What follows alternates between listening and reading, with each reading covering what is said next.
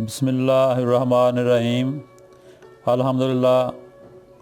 अज असी मशक नंबर 6 और तोएं अलफ्ता की मशक करांगे ताकि ये शुरू कर रहे हैं। 5 मशकां साड़ियां अल्हम्दुलिल्लाह मुकम्मल हो गई ने। टोटल जिहड़ियां ने 11 मशकां ने। जिहड़ा बच्चा या जिहड़ा भी शौक रखदा लिखाई नूं दुरुस्त करने वास्ते वो ये 11 मशकां अगर कर लैंदा ना तो उहदे वास्ते कोई मसला नहीं। उहदे वास्ते हर हरफ जिहड़ा आसान हो जांदा वा। उहदे पैबंद लगाउणा, उहदे लफज़ दी शनाख्त ते उहदे वास्ते बहुत आसानी हो जाती है। तो अल्हम्दुलिल्लाह असीं 6वीं मशक जिहड़ी है ना वो कर रहे हैं। उहदे च तोएं दे नाल अलफ किद्दां लगाउणा, तोएं नाल बे किद्दां लगाउणी, इदां ये सारी मशक होएगी। मैं शुरू करना। बिस्मिल्लाहिर्रहमानिर्रहीम। अज साडी मशक है जी, सबक है साडा सबक नंबर 57 और मशक नंबर 6। तोएं दे नाल काफ नुक्तियां वाला किद्दां लगाउणा। यह अलफ है, इनू थोड़ा जिहा टेढ़ा करना जिद्दां कि असीं शुरू दे मशक जिहड़ी कीती है। फिर वापस आउणा है ते भी कलम अद्धी कलम लगेगी और इनू इत्थे तक लिजा के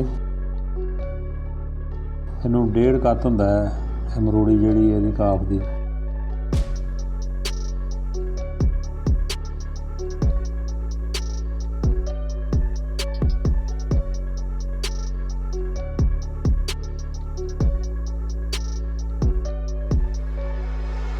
ਇਹਦੇ ਨੁਕਤੇ ਬਣਾਏ ਜਾਣਗੇ ਇੱਥੇ।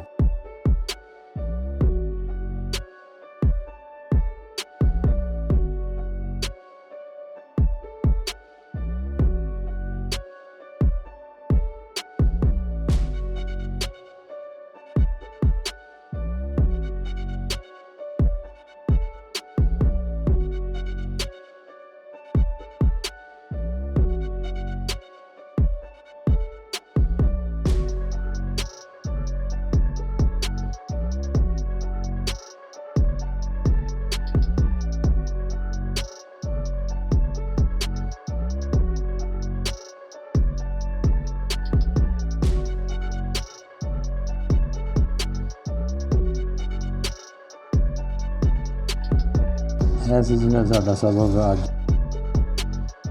तोएं काफ तक नुक्तियां नाल। और मैं लफज एक होर लिखांगा ताकि साढ़े 3 हो जाण।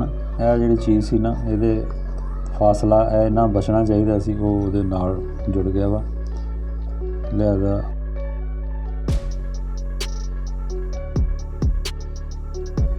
थोड़ा जिहा लंबा कर लांगे ताकि उहदे नाल ना जुड़े।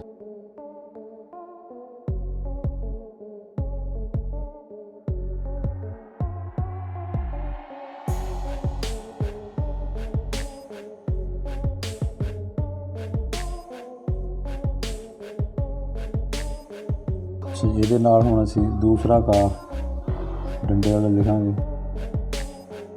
ਇਹ ਤਾਂ ਚੀਜ਼ ਉਹੀ ਹੈ ਜਿਹੜੀ ਅੱਗੇ ਅਸੀਂ ਲਿਖੀ ਹੈ। तोएं अलफ्ता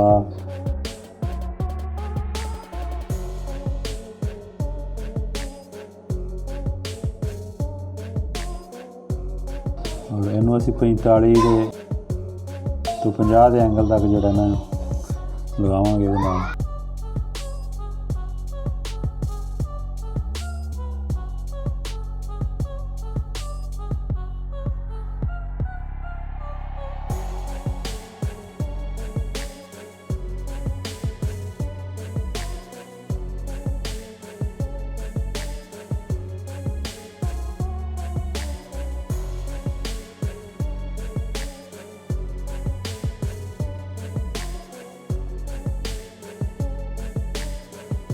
और इत्थों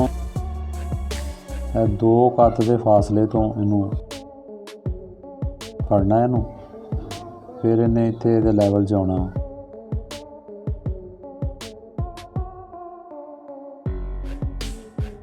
इहदा जिहड़ा आखिरी हिस्सा हुंदा है इहदे नाल टच होना चाहिए।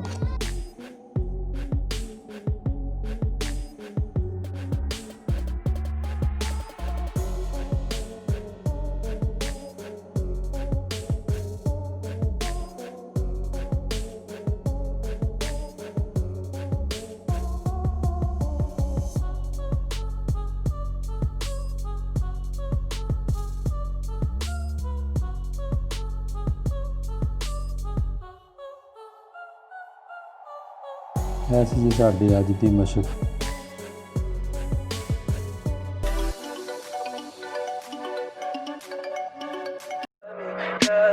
Tell me pretty lies, look me in the face.